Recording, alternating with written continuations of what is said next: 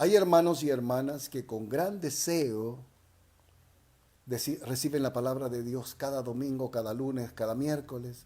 Con gran deseo abren a sus pastores, a sus iglesias, donde se congreguen. Están con ese anhelo, con ese deseo profundo de recibir una palabra de Dios. Otros oyen mensajes todos los días a través de sus teléfonos, en la mañana, en la tarde, en la noche, buscando oír de Dios en este tiempo. Otros que son más diligentes, toman nota, escriben, investigan, leen, vuelven a oír el mensaje una, dos, tres veces, cantan al Señor devocionalmente. La Biblia dice que aprovechemos bien el tiempo porque los tiempos son malos. ¿Y cómo se aprovecha bien el tiempo? Permitiéndole a Dios que haga su obra en nosotros. Los tiempos son malos. Sin embargo, también hay otras vidas, hay otras personas que siguen completamente vacías y vanas en su existencia. No buscan la palabra de Dios, se han pasado toda la cuarentena desperdiciando el tiempo en cosas vanas.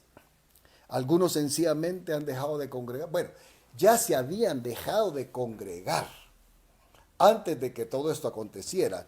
Ya se habían dejado de congregar, ya no asistían regularmente, asistían tarde, por un rato, y tristemente puede ser que esta pandemia no les ha ayudado mucho y al final la indiferencia ganó sus corazones y la indiferencia ha conquistado sus vidas y poco o mucho les interesa poder estar recibiendo una palabra del Señor. Esta mañana quiero tocar un tema muy bíblico, muy correcto, muy doctrinal. Y es que la iglesia sin templo le hemos puesto. O el día que Dios cerró el templo. Llevamos 4 meses que aquí está a mi lado izquierdo está el lugar donde nos reunimos, el templo donde nos reunimos. Tenemos 4 meses de no estar reunidos. Y Dios un día cerró el templo. Lo cerró. Y no se ha vuelto a abrir. Nos esperan días muy difíciles y también bien muy gloriosos. Las dos cosas van juntas, los dos ríos fluyen juntos, porque el cumplimiento de la profecía está en nuestros ojos. Como decía nuestra hermana Janet el domingo pasado, era necesario que esto aconteciera. Y ella puso 7 puntos: despertar a la iglesia, para volvernos al Señor, para quebrantar el orgullo del hombre, para arreglar nuestras lámparas y alumbrar, para buscar la intimidad con Dios, para que la palabra se haga vida en nosotros, que se cumpla la palabra. Y estamos viviendo tiempo alarmante, muy alarmante. Necesitamos paz, consolación, protección, que, que el Espíritu Santo traiga sobriedad a nuestra vida. Pero una cosa más, no solamente necesitamos sanidad, un toque de Dios, sino que necesitamos visión de la obra de Dios. La obra de Dios no se ha detenido. El hecho que los templos estén cerrados, Dios no está en cuarentena y su obra sigue. Y hay hombres y mujeres de Dios que aunque el templo esté cerrado, siguen haciendo la obra de Dios, porque la obra de Dios no se limita a un templo, no se limita a una reunión, a una comunidad de personas cristianas. La obra de Dios es trascendente y comenzó antes de la fundación del mundo. Y quiero tomar como base en las Escrituras esta mañana la iglesia sin templo. El día cuando Dios cerró el templo. Y no debemos alarmarnos, hermano, de ninguna manera. Debemos alarmarnos que el templo esté cerrado. Hay un mensaje o muchos mensajes detrás de este evento que no lo hemos vivido. En toda mi existencia nunca había visto yo una congregación cerrada por 4 meses. Nunca, nunca, nunca.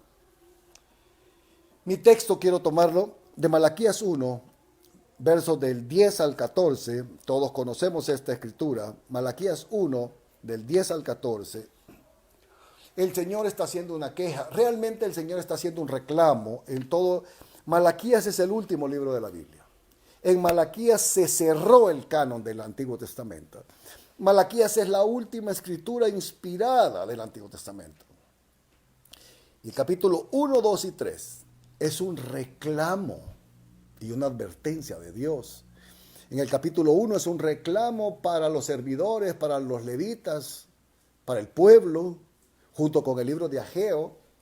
El capítulo 2 es un reclamo muy personal y muy enérgico contra los sacerdotes. Y el capítulo 3 es unas advertencias antes que Él venga. Y en capítulo 1, verso 10 al 14 dice, ¿quién también hay de vosotros que cierre las puertas del templo y alumbre mi altar de balde? ¿Quién me sirve a mí por el gusto de servirme? Siempre están esperando algo. ¿Quién cierra la puerta de balde? ¿Quién alumbra el altar de balde? Yo te sirvo si tú me das. Es la moda. Y hay una sentencia aquí que debemos llevarla. La voy a tener que estar repitiendo para tenerla fresca en la mente. Y le dice en el verso 10, yo no tengo complacencia en vosotros. Wow. Que el Dios del universo diga, tú no me complaces. Yo no tengo complacencia en nada de lo que ustedes hacen.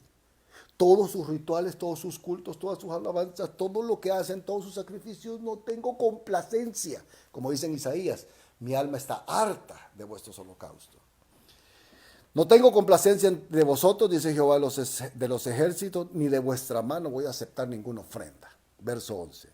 Porque desde que nace el sol hasta donde se pone, es grande el nombre de Jehová en las naciones, y en todo lugar se ofrece a mi nombre incienso, ofrenda limpia, porque grande es mi nombre entre las naciones, dice Jehová de los ejércitos. Y vosotros, a los sacerdotes, a los levitas, al pueblo, lo habéis profanado cuando decís inmunda es la mesa de Jehová, cuando decís que su alimento es despreciable, la palabra. Su alimento es despreciable, no tengo tiempo para la palabra. Puedo pasar 7 horas viendo televisión, 5 horas jugando PlayStation, pero la palabra no me interesa la palabra. Verso 13, habéis además dicho, qué fastidio es esto, qué fastidio es esto, y me despreciáis, dice Jehová de los ejércitos. Despreciaban el servicio, la alabanza, la comida e ir al templo. Y trajiste lo hurtado, lo cojo, lo enfermo, presentaste ofrenda, aceptaré yo eso de vuestras manos. Maldito, dice el 14, el que engaña, el que teniendo machos de su rebaño promete y sacrifica, pero cuando lo da, da lo que le sobra. Porque yo soy gran rey, dice Jehová de los ejércitos, y mi nombre es temible entre las naciones. Maldito el que teniendo no da. El que teniendo da lo reinado. Maldito, hablando de los sacerdotes, el pueblo y los levitas, en el último libro del Antiguo Testamento. Aquí se cerró el canon. El verso 10 es bien enfático y dice, yo no tengo complacencia en ustedes. Nada de lo que hacen me complace. Ageo y Malaquías, junto con Nehemías y Esdras, son los últimos libros de restauración. La edificación del segundo templo que fue destruido por Nabucodonosor. Comenzaron a reconstruir y reconstruir Jerusalén, pero hubo un cambio, hubo un giro en cuestión de 8 años. Los judíos pusieron todo su empeño, todo su trabajo, todos sus negocios en hacer sus propias casas. Y los sacerdotes, al igual que ellos, comenzaron a prosperar y dejaron a un lado la construcción del templo. Dejaron a un lado la obra del Señor porque estaban interesados en hacer su propia obra, su propio corazón, todo para sí mismos, olvidándose de la casa de Dios, y empezaron a hacer sacrificios que no eran sinceros, sino por compromiso. Eso es el reclamo de Malaquías. Él les dice, yo no tengo complacencia, yo no tengo complacencia. Por favor, hermanos, hermanas, amigos, el Antiguo Testamento cierra diciendo, yo no tengo complacencia en ustedes. Estoy cansado de todos ustedes. Cantan mal, no cantan de corazón, no ofrendan de corazón. Me traen los animales que están arruinados, que están ciegos, cojos, enfermos, con tal de salir del compromiso. Ofrendas por obligación, servicios por obligación, por desgano. Es tiempo de hacer la obra de Dios, hermanos. Y no como ellos, que el Señor tuvo que decirles, qué fastidio tengo. Pues me fastidiado. Aquí venimos, Señor. Fastidiado estoy de ustedes. Yo no tengo complacencia. ¿De qué vale la vida de alguien? Estoy hablando con cristianos, obviamente. Bueno, espero que sean cristianos. ¿De qué vale la vida de alguien para Dios? Puede valer para su esposa, para sus hijos, puede valer para la sociedad, puede valer para la política. Porque hay pastores que han renunciado a su bendito llamamiento para dedicarse a la política.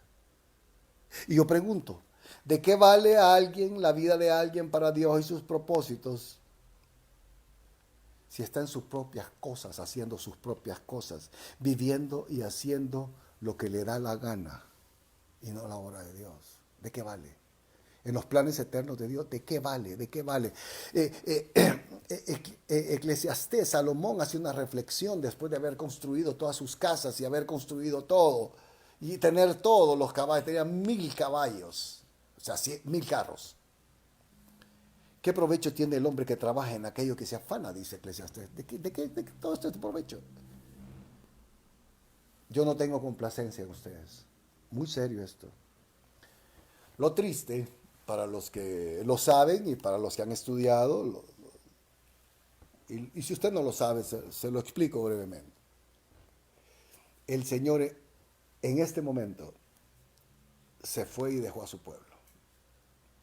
No lo abandonó porque Dios nunca ha abandonado a su pueblo, pero dejó de hablarles por 400 años. Después de Malaquías, no volvió a haber voz profética.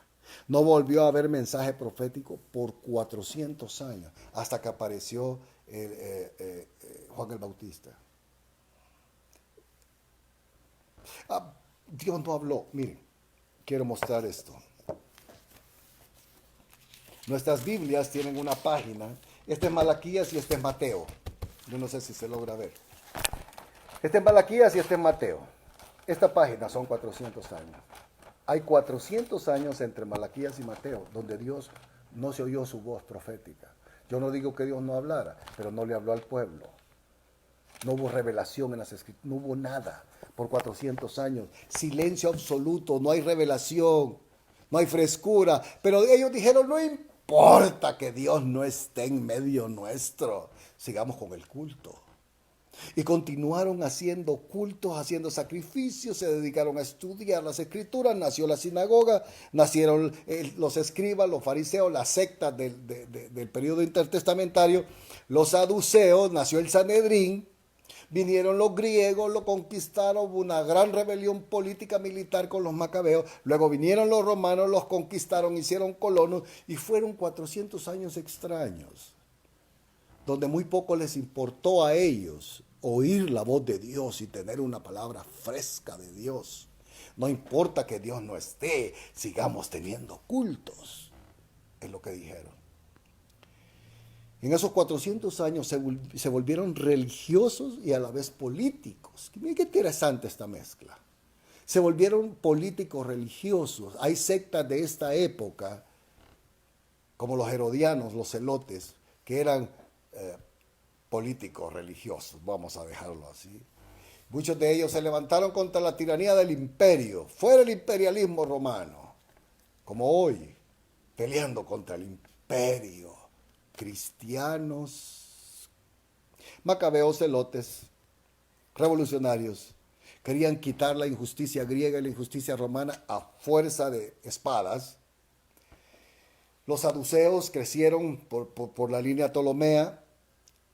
Y curiosamente, Dios había designado que hubiera un sumo sacerdote, pues en esta época se inventaron que deberían haber dos. El mero mero y el aprendiz. Hermano, por Dios, no importa. Hicieron mercadería, metieron al templo un mercado. Lo triste de todo es que apareció un tal rey Herodes, el grande. Y como el templo estaba medio chueco, medio así raro, Herodes terminó de construir el templo que Nehemías inició. Puede imaginar, Herodes es un pagano, medio judío, era mitad idumeo, mitad judío, es decir, gente que no es del pueblo, edificando la casa de Dios. Esto pasó en el periodo intertestamentario. Por eso usted termina Malaquías y Malaquías no hay saduceos, no hay fariseos, no hay herodianos, no hay celotes. Pero usted hable la siguiente página en Mateo y aparece un montón de gente y sectas que no estaban. Porque en esos 400 años que Dios no les habló, inventaron una serie de cosas para mantenerse ocupado. ¿Por qué? Cuando una iglesia no tiene visión, cuando una iglesia no tiene entendimiento de las escrituras, hay que mantenerla ocupada con cosas. Herodes terminó de construir el templo que Nehemías había iniciado. Qué abominable, ¿no? Y Herodes, aparte de muchas cosas, inventó algo, el tercer atrio, para los que saben un poco de historia bíblica. Estaba el atrio de los gentiles, estaba el atrio de las mujeres, y la explanada del templo que vemos hoy en Jerusalén la hizo Herodes. Era el atrio de los mercaderes. Ahí se vendía todo. Ovejas certificadas por los sacerdotes para que usted no tuviera problema. Usted venía de otro país y quería ofrecerle al Señor un cordero o una oveja. Vaya al mercado y se la vendemos ya con el sello de garantía de los saduceos. Y no hay problema. Si usted no tiene tiempo, pague por esto y nosotros le hacemos el sacrificio en el nombre suyo. Palomas certificadas, palominos, vasijas para sangre, CDs del cuarto cielo, libros, revistas. Era un mercado que Jesús limpió en 2 ocasiones en el Nuevo Testamento. En esta época, ser hipócrita. Noten lo que voy a decir. Los hipócritas de esta época, yo estoy hablando de esta época, los hipócritas de esta época eran los más altos exponentes de la ley de Dios, los fariseos. En otras palabras, la hipocresía se hizo religión. Como hoy en nuestras iglesias, la hipocresía se volvió cristiana en las congregaciones donde estamos cada uno de nosotros. Herodes el Grande metió la mano y edificó un templo. Y lo terminó a su gusto. Hoy somos profesionales para levantar templos. Todos, ya sea de lámina con piso de tierra o de mármol con piso de alfombra de persa. Todos nos volvimos expertos. Hoy cualquier persona que se pelea con el pastor, se pelea porque le llamaron la atención, porque le pusieron una disciplina. Me voy. Aquí nadie me tolera, nadie me entiende. Va a un zaguán, consigue un tecladista despeinado, un teclado, y si tiene teclado y tiene zaguán, ya tengo iglesia. Todos, al igual que Herodes, a cualquier cosa le llamamos iglesia. Hemos hecho un templo y queremos impresionar a Dios. ¿Cuántos amigos míos no han hecho templos maravillosos? Para impresionar a Dios, no lo creo. Creo que es para gusto personal. Hay algo de orgullo en nuestros templos. Los discípulos le dijeron en Mateo 24:2 al Señor: mira el templo, mira las piedras, mira qué belleza, mira aquí, mira allá del templo de Herodes. Y el Señor dice: ¿quiere que le diga algo? No quedará piedra sobre piedra de este templo, porque Dios no está interesado en un templo. Y quiero decirles algo. El Señor es experto en derribar templos y destruir templos, y lo sigue haciendo y lo ha demostrado por 4 meses en este país. ¿Cómo saber que un hombre que predica, una mujer que predica la palabra de Dios, predica doctrina sana, y cómo saber que ese hombre es de Dios? Es bien simple. Cuando habla, predica o expone, si le da la gloria totalmente a Dios y a su Hijo Jesucristo, sin tomar absolutamente nada para él, ese hombre es de Dios. Pero cuando alguien toma la gloria, como yo escuché hace muchos años a un apóstol decir: todos ustedes me deben a mí que su matrimonio esté restaurado. ¿Puede imaginarse? Si lo que le debemos, lo debemos al Señor. Hoy, hermanos, hacemos iglesias, las manoseamos. Vamos a levantar una iglesia, sí, pero debe llevar mi nombre, debe ponerle un nombre. Hombres señorones.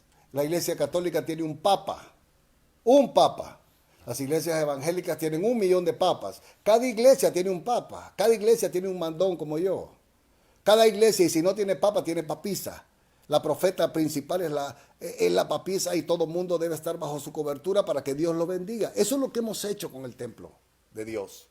Mi iglesia, mis ovejas, mis ovejas. Yo no he visto que usted haya muerto por el único que murió por nosotros para hacer sus ovejas es el Señor Jesucristo. Mis ovejas. ¿Y saben a qué grado llegan algunos pastores? De prohibirle a una oveja hablarle a otra de otra congregación. Aquí en El Salvador, en cada cuadra hay 2, 3 iglesias y ninguna le habla al otro ni el pastor saluda al otro. Ese es el templo. La iglesia de Cristo no se puede meter mano como la metió Herodes, metió la mano sucia para hacer un templo desagradable a Dios. Hechos dice que Dios no habita en manos humanas. Dios no habita en templo hecho de manos humanas. Hechos 17, 24, 25. Hebreos 9, 11 dice que estando ya presente Cristo, sumo sacerdote de los bienes venideros, por el más amplio y más perfecto tabernáculo no hecho de manos, el templo de Dios no es hecho por manos humanas. No es de esta creación. 1 Timoteo 3:15 le dice Pablo a Timoteo, para que si tardo sepas cómo conducirte en la casa de Dios, que es la iglesia de Dios. Es de Dios la iglesia. ¿Y qué pasó? En el año 70, el emperador Tito Flavio Vespasiano, el 10 de agosto del año 70 después de Cristo, 37 años después de la muerte del Señor, destruyó el templo hasta el día de hoy. Lo único que ha quedado es el muro occidental que los judíos le llaman Cotel. El muro de Occidente. Es lo único que queda. Dios se acabó el templo y no está abierto hasta el día de hoy. Y ahí hay una figura. Dios ha cerrado el templo y todavía sigue cerrando templos para que nosotros podamos ser sacudidos y veamos qué está pasando. Atención, el Antiguo Testamento cierra diciendo, yo no tengo complacencia en ustedes. Malaquías 1:10. Pero el Nuevo Testamento abre diciendo, este es mi Hijo amado, en él tengo complacencia. Y ahí ya hubo un cambio. Ahí ya nota un cambio. El Nuevo Testamento marcó un cambio. Todo el enfoque de Dios es su Hijo Jesucristo. La Biblia tiene una coherencia total. El Antiguo Testamento enseñó y mostró que Dios bajaría y habitaría con nosotros. Que Él desciende. El Antiguo Testamento es que Dios desciende. El Nuevo Testamento dice que uno descendió para que nosotros ascendiéramos. Ya no es que Dios baja, es que el pueblo va a subir para estar con su Dios. Esa es la diferencia. Quiero hacer unas aplicaciones. Dios se voló el templo de Jerusalén hasta el día de hoy. No hay templo que podamos construirle. Nadie puede hacerle iglesia a Jesús. Nadie. Él dijo, yo edificaré mi iglesia. Nadie puede hacerle novia y nadie puede hacerle esposa al Señor. Nadie puede construirle una iglesia. Nosotros somos colaboradores de Dios. Dios quitó el templo. Fíjese una cosa muy curiosa, curiosísima. Le dijeron al Señor, Él dijo, en 3 días este templo será destruido. Y le dijeron los judíos, en 3 días lo vas a destruir y lo vas a levantar. Tomó 46 años construirlo. Pero dice la Escritura en Juan que Él hablaba de su cuerpo. Este templo es su cuerpo. Atención, Jesús quitó el templo físico para mostrarnos que hay un templo espiritual que es su cuerpo. Cristo es el nuevo templo de todos nosotros. Atención a esto, por favor.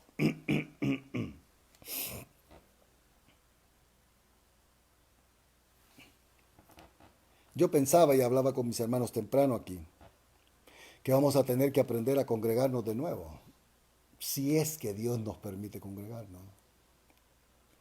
Vamos a tener que aprender a congregarnos de nuevo, de una manera muy distinta. Creo que debemos realmente consagrar la hora que estemos aquí o los 40 minutos que estemos aquí, no lo sé. Creo que debemos aprender a consagrar ese tiempo a Dios.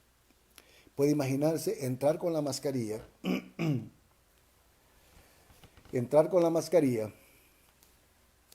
saludarnos con la mascarilla. Bueno, distanciamiento. Cantar con la mascarilla. Puede imaginarse a los músicos que les gusta lucirse tanto con mascarilla. Y los grandes artistas, perdón, los directores de alabanza, con la mascarilla, cantando. Y todos los hermanos sudando, quizás si no hay aire acondicionado. Pero supongamos que hay aire acondicionado. Todos los hermanos a distancia cantan 1 hora con esta cosa. 1 hora. Y luego sentarnos, tomar nota y recibir. Necesitamos la gracia de Dios para convertirnos en algo diferente. La escuela dominical, no creo que haya. ¿Cómo van a comer? Hay que quitarle a cada niño su mascarilla. Y si se pelean, y si un niño le arranca la mascarilla a la otra, y cuando están comiendo hay que quitarse, no sé. Creo que vienen tiempos difíciles. Y necesitamos entender que Dios no necesita un templo. Dios está edificando una iglesia, que no es lo mismo, hermanos. Dios quitó el templo porque está abierto los cielos. Nuestra congregación es en los cielos. Nuestra congregación es en Él. Es reunirnos con Él. Estar con Él. Unos con otros en comunión. Apocalipsis 21, quiero ir concluyendo, describe en detalle la iglesia gloriosa. Dice que Él la ve descender del cielo. No una iglesia bíblica, porque hay muchos que se jactan de decir, nosotros somos una iglesia bíblica. Gloria a Dios.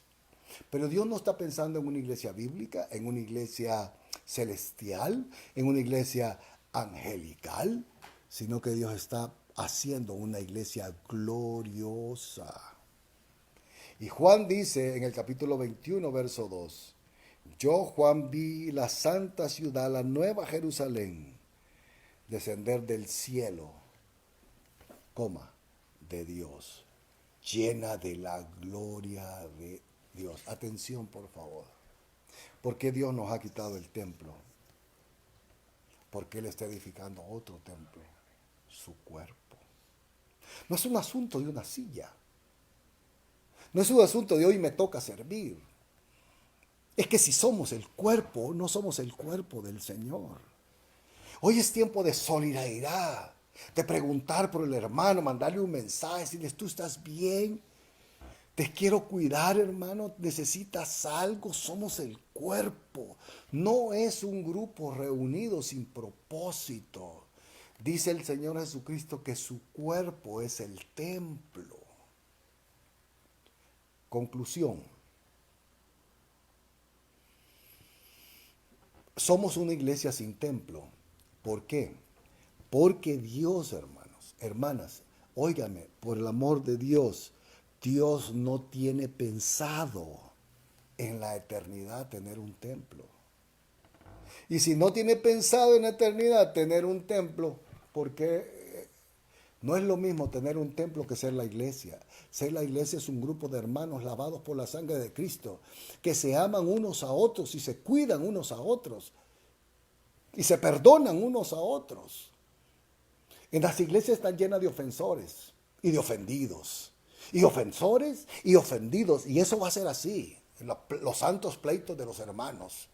Y ofendido y ofensor. Y ofensor y ofendido. ¿Quién debe pedir perdón?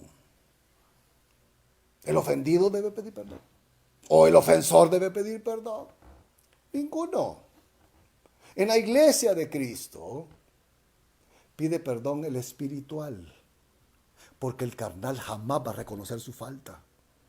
Es el espiritual el que busca la comunión, es el espiritual el que busca la unión, es el espiritual el que busca estar junto. El carnal se separa y no es iglesia. Dios está haciendo una iglesia, no un edificio de ladrillos, sino de piedras vivas. ¿Por qué nos ha quitado el templo? Para que quitemos de nuestros ojos un edificio y podamos poner y leer las escrituras y decir, Señor, tú estás esperando que tu cuerpo se levante. Déjeme leerle para usted. Dios no tiene pensado en la eternidad tener templo. Dios nos tiene que cambiar la forma de ver el templo. Apocalipsis 21, 21 y 24. Se lo leo despacio y terminamos. Está dando la descripción de la iglesia. ¿Cómo va a ser la iglesia? Desciende de Dios, ilumina la tierra. Dice que tiene 12 puertas y las puertas son perlas con los nombres de los apóstoles. Cada una de las puertas era una perla. ¿Qué significa eso? Perla es dolor, proceso. Perla es algo que nace de una herida. Es gente procesada, gente que está ahí, que ha sufrido por el amor de Dios y fue transformada la herida en una perla preciosa. Las puertas. Y la calle de la ciudad era de oro puro. ¿Cuántos de nosotros hemos cantado? Quiero andar por las calles de oro. Porque creemos en eso. Dice que era oro puro, transparente como el vidrio. Pero el verso 22 es fascinante. Y yo, Juan, no vi en ella templo. Yo, Juan, no vi en ella templo. Y buscaba en la ciudad. No hay templo. Dios no tiene un templo en el futuro. ¿Cómo va a interesar tenerle un templo aquí? El templo es usted y somos yo, que nos amamos y nos cuidamos y oramos unos por otros y nos perdonamos. ¿Quién es el que perdona? El espiritual, porque el carnal nunca perdona. El carnal nunca olvida. Es que me ofendió, es que no es cuestión de ofensa, es que yo tengo la razón. Dios no le da la razón a nadie, Dios solo le da la razón al espiritual. Es que me tiene que pedir perdón porque yo tengo la razón, tú no eres del cuerpo. Tú eres un religioso y necesitas un templo. Los religiosos necesitan un templo, los hijos de Dios necesitan a Jesucristo. Los religiosos necesitan tener una silla, tener un micrófono. Yo no necesito un micrófono, yo puedo cantar en el baño, puedo cantar en el jardín. Y dice Juan en el 22, yo no vi templo, porque el Señor Dios Todopoderoso es el templo de ella y el Cordero. ¿Quién es el templo? El Cordero, en Él estamos, Él es el templo, hacia Él vamos, con Él estamos, somos absorbidos por Dios. La ciudad no tiene necesidad de sol ni de luna que brille en ella, porque la gloria de Dios la ilumina y el Cordero es su lumbrera. Y las naciones que hubieran sido salvas andarán a la luz de la iglesia, y los reyes de la tierra traerán la gloria y honor a la iglesia. Somos la iglesia sin templo. Gloria a Dios. El templo está cerrado. Gloria a Dios. Están cerradas las puertas. Gloria a Dios. Para que yo pueda ver que en la eternidad tampoco hay templo, sino que Él está haciendo un cuerpo de hermanos santos y hermanas santas que lo aman a Él. Comencemos a vivir el templo en nosotros. Haga lo correcto delante de Dios. Y el Señor dice, búscame y viviréis. La iglesia sin templo es como una alerta. Mira, hijo, esto no es así, porque tampoco hay templo allá. Sé tú mi templo, que yo habite en ti y que tú habites en mí. Que la gracia del Señor Jesucristo sea con todos ustedes. Amén.